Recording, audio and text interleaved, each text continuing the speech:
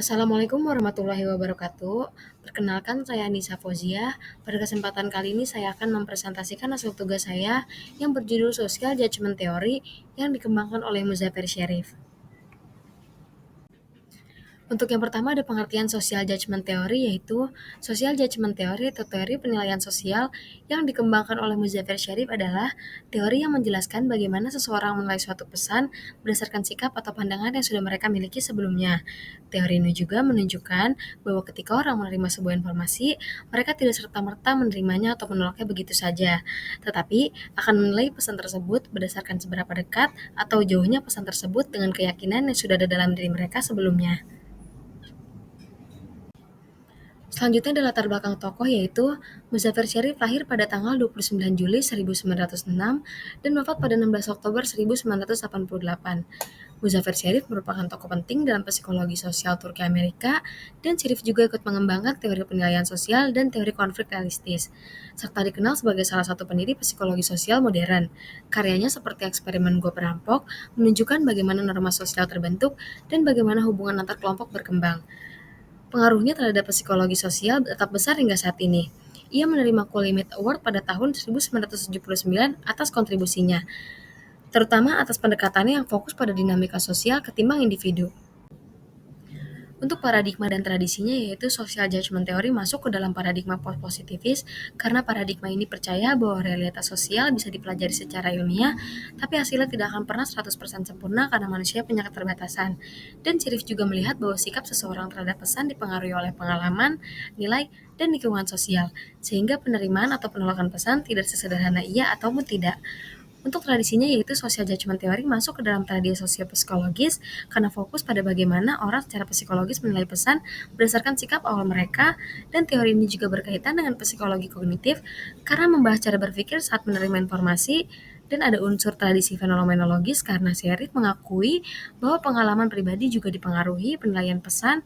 Selain itu, teori ini juga berhubungan dengan tradisi retorika dengan bagaimana membuat pesan lebih persuasif agar lebih mudah diterima oleh audiens. Untuk konteks historis pada teori ini, yaitu teori ini dikembangkan saat dunia sedang mengalami perubahan sosial besar setelah Perang Dunia Kedua, dan pada masa itu psikologi sosial juga berkembang pesat, dan Sherif juga fokus pada bagaimana kelompok sosial dan norma bisa membentuk persepsi individu. Pengaruh media massa juga mulai kuat dan menjadi faktor penting karena mempercepat penyebaran pesan sosial yang dapat mempengaruhi sikap masyarakat. Selanjutnya ada konsep dan asumsi teori, yaitu yang pertama adalah latitude of perception atau zona penerimaan, sikap atau pandangan yang dapat diterima oleh individu yang sesuai dengan keyakinan individu itu sendiri. Dan ada juga latitude of non-commitment atau zona netral, yaitu zona yang dimana individu masih netral dan belum memiliki sikap yang pasti antara setuju ataupun tidak. Dan ada juga latitude of rejection atau zona penolakan, sikap atau pandangan yang ditolak keras karena bertentangan dengan keyakinan individu itu sendiri.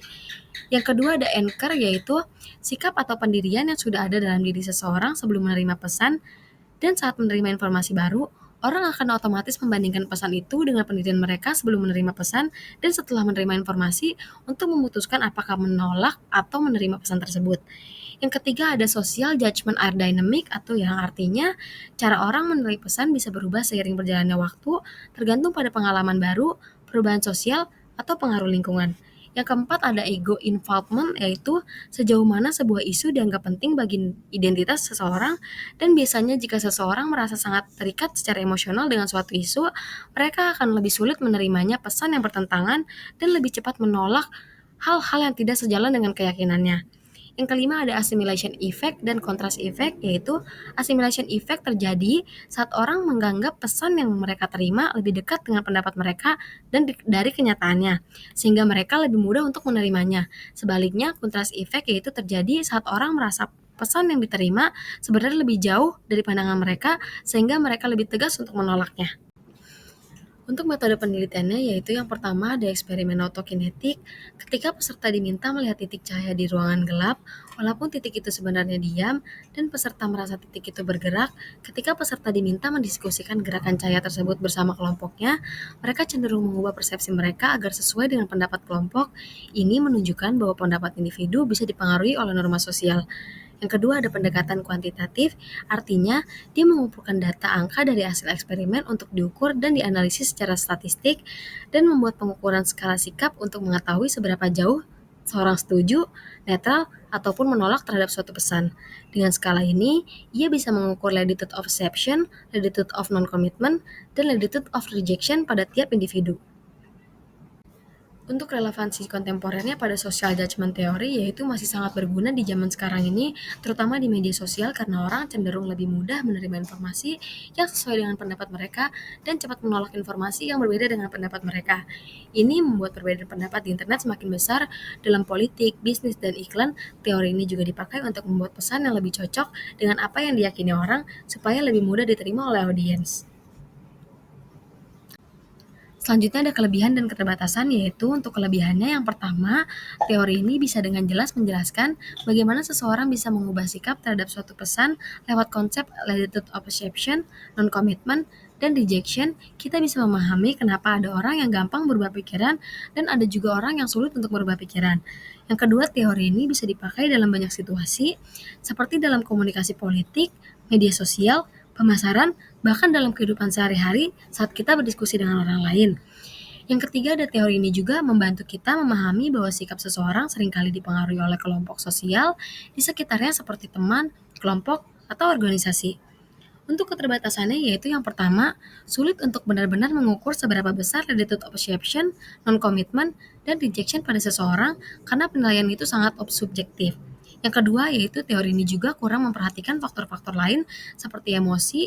Dalam kenyataannya perubahan sikap tidak selalu berdasarkan logika saja, tetapi juga bisa dipengaruhi oleh rasa takut, marah, senang, ataupun pengalaman emosional lainnya. Yang ketiga, social judgment theory juga kurang pas untuk menjelaskan perubahan sikap dalam kelompok besar yang kompleks seperti masyarakat luas, di mana ada masyarakat, banyak sekali faktor sosial, budaya, dan politik. Kesimpulan pada social judgment theory yaitu bahwa penerimaan atau penolakan pesan dipengaruhi oleh sikap yang sudah ada dalam diri seseorang, dan teori ini juga membantu memahami bagaimana orang menilai informasi dalam komunikasi sehari-hari, politik, dan media sosial. Walaupun punya kekuatan dalam menjelaskan perubahan sikap, teori ini juga memiliki keterbatasan dalam mengukur sikap secara objektif.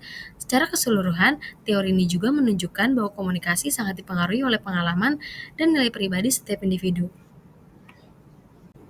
Sekian presentasi dari saya, kurang lebihnya mohon maaf. Wassalamualaikum warahmatullahi wabarakatuh.